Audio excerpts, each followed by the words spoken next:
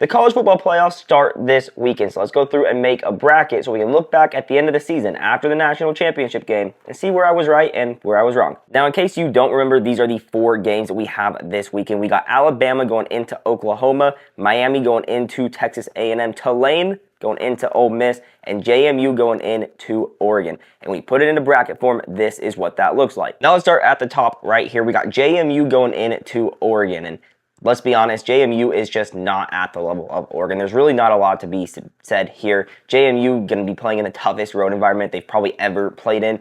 Oregon's winning this game, and they're winning pretty easily. Moving down, we got Alabama going into Oklahoma. Now, this is a rematch from earlier in the year. In that game, Oklahoma won 24-21.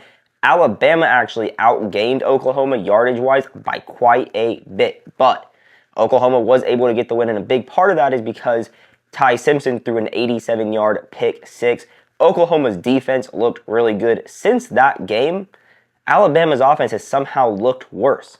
They ran for -3 rushing yards in the conference championship game against Georgia, and I really don't see this Alabama offense getting a whole lot better and getting better enough to where their offense isn't losing them a game, right? This last time they played, Oklahoma's defense is what won them that game. Alabama's offense is what lost them that game. I don't see Alabama's defense or Alabama's offense improving enough to beat Oklahoma this time, so I'm going to take Oklahoma here. Continuing to move down, we got Tulane going into Ole Miss, and Ole Miss has the talent advantage significantly. They played earlier in the season, and Ole Miss won 45-10. They dominated the game.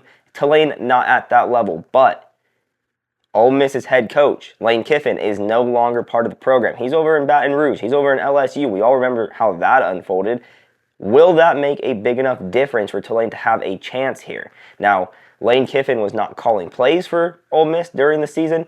Instead, that was Charlie Weis Jr., and Charlie Weis Jr. has actually followed Lane Kiffin to LSU, but they did give Charlie Weis Jr. permission to continue calling plays for this Ole Miss team. So play calling shouldn't be too much of a factor here.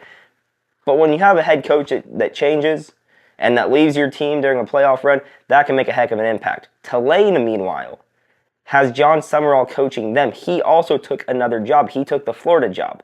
Well, he is doing both jobs right now. He's out recruiting for Florida, and he's preparing Tulane for this game. Will that make a big enough impact? Is he as mentally focused as he should be? Is he dialed in? Will that make a difference for Tulane? That is the question we're wondering. This is going to be a coaching battle. Ole Miss out-talents Tulane by a lot, but they have their head coach completely gone. Tulane, meanwhile, has a head coach who has split duties here with 2 different programs. Now, I think that Ole Miss just out-talents Tulane. I think they have a significant talent advantage, and they will get it done regardless of who their head coach is. I like Ole Miss in this game. And then continuing, moving down, last game on this bracket, we got Miami at A&M, and this should be a heck of a game. Both teams have looked really good all year. Miami has that big win against Notre Dame, but has 2 losses to Louisville and SMU that they probably shouldn't have had. A&M, meanwhile, hasn't played a grueling schedule. They do have that win against Notre Dame. Besides that, they didn't really play any good conference games this year. They're sitting at 11-1 with a loss to rival Texas just in their last game. Miami's defense bullies the other team. Miami's defense shuts teams down. They shut down Jeremiah Love. He rushed for just 32 yards when they played, using them as a litmus test. A&M's defense, not as good. They're good, not great. They're not as good as Miami. Miami bullies guys off the ball with their defensive line and their linebackers. A&M doesn't have that. They let Jeremiah Love rush for 95 yards, and while that held him under 100 yards, something half of the teams that he played weren't able to do, they weren't Miami levels of good. But on the flip side of that, Miami has a very inconsistent offense, and they are a slow-moving offense. Carson Beck threw 2 game-losing interceptions on the year. He's not great. He's not great. We know what he is. He's a game manager at best. Miami does have Malachi Tony, a very, very good receiver, but it's going to come down to whether Carson Beck can deliver him the ball. On the flip side, A&M, also an inconsistent offense, but they are an explosively inconsistent offense. When they're on, they're on. They can score quickly. They can push the ball downfield. They can big game you to death. Marcel Reed does have some accuracy problems, but he can also extend plays, take off, keep his eyes downfield, and then throw a dot or run the ball. Marcel Reed is an explosive playmaker. He's just inconsistent. A&M also has an explosive, good wide receiver in KJ Concepcion. He is able to make a difference.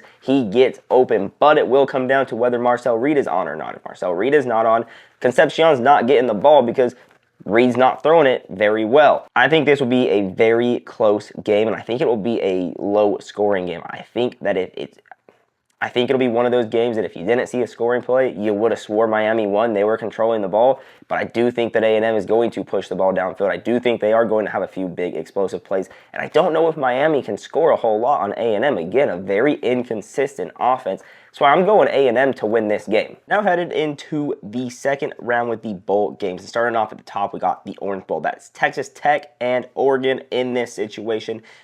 Oregon, everything we said about them. Dante Moore, very good quarterback. Good run game. They bully people at the offensive line. Texas Tech hasn't really been tested this year. They really haven't been tested.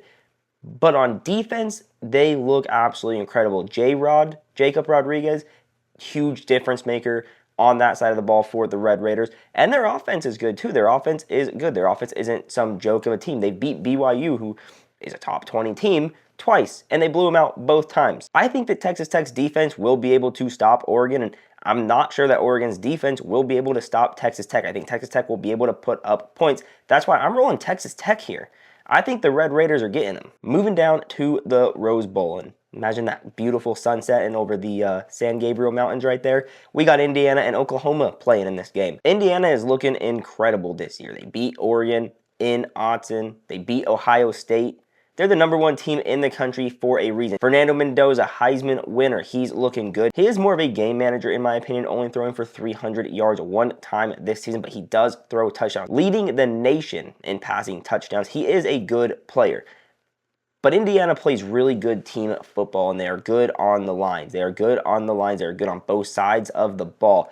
Oklahoma, meanwhile, we already talked about them. Very good defense, but an inconsistent offense. John Mateer was looking good before he went down, then was struggling, but he's been slowly climbing up and looking better since having that hand surgery. Their defense is good. Their defense did beat Alabama, but there's just no way that Indiana would lose this game. Indiana is the #1 team in the country for a reason. I'm rolling the Hoosiers on here. Then moving to the Sugar Bowl, and we got Georgia and Ole Miss, another rematch, which would be our third rematch of the playoffs so far. In that game, the last time they played, Ole Miss had a 3-possession lead into the fourth quarter. Georgia did not back down. Georgia kept fighting. Georgia came back and won by 8 points. For 3 quarters of that game, Ole Miss was a better team, but football's played over 4 quarters, and Georgia was able to get it done, and I think Georgia's looking a little bit better. But it's hard to beat a team twice, especially when you have 2 evenly matched teams, and the first time you guys played, it was all Ole Miss in the first 3 quarters. The Rebels have something to prove, too. The Rebels have something to prove.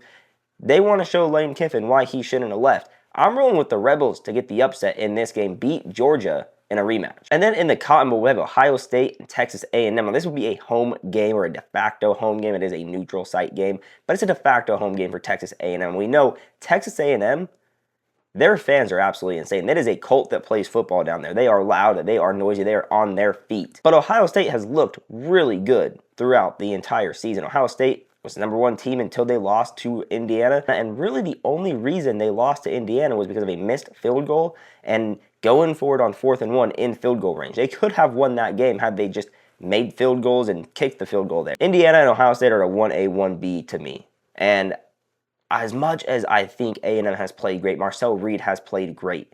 It is a home game for A&M, but I think Ohio State beats them. I think Ohio State would beat them. A&M just hasn't been tested. In their one ranked conference matchup, they lost. They lost on the road in Texas. I think Ohio State beats them here. Now moving to the semifinals. But before we talk about the semifinals, please take a moment to like and subscribe and to share this video to a friend. I want to grow this channel, get it as big as possible so that we can give you guys even more content, give you all the content that you guys want, that you guys are asking for. Really get this channel going. So it doesn't take a while, doesn't take a minute, takes a few seconds. Hit that like button, comment something on this video, share it, hit the subscribe button. Hit all those buttons. Hit all the buttons. Tell a friend about it. Let's get it going so we can give you guys all the content in the world. We have 2 more bowl games. We got the Peach Bowl here. We got Texas Tech and Indiana. Now, everything I said about them still applies. They're both really good, but I haven't seen Texas Tech play enough solid teams to give them the nod over #1 ranked Indiana with Heisman winner Fernando Mendoza. I'm taking the Hoosiers on this game here. Really not a lot to be said. I think Indiana's just the better team. Now onto the Fiesta Bowl, and this is where I think it gets interesting because Ole Miss and Ohio State. Ohio State, #2 team in the country. They're a really, really good team. They could have beat Indiana. They could be ranked number 1.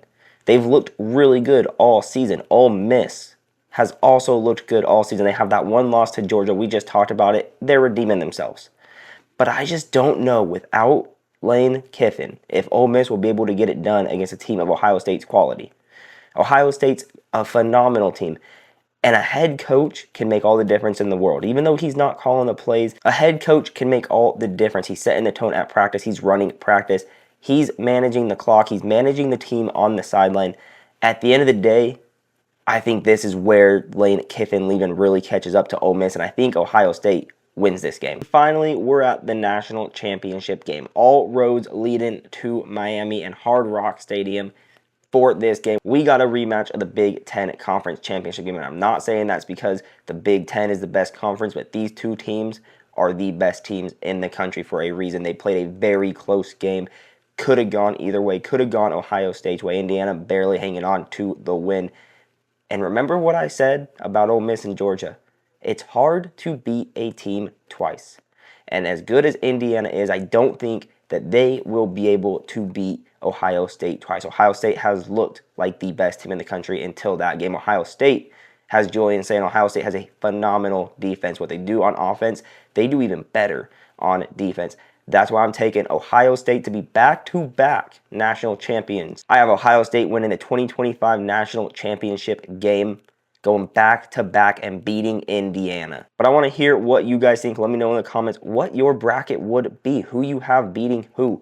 And don't forget to like and subscribe. It means a ton to grow this channel. I want to be able to give you guys as much content as possible. So the way to do that is to like, share it with a friend, subscribe, tell a friend about it, post it on your social medias. Get it going. Get it going. And after the national championship game is done, I'm going to pull this back up and we're going to talk about where I was wrong and where I was right. So make sure to subscribe to see that video as well.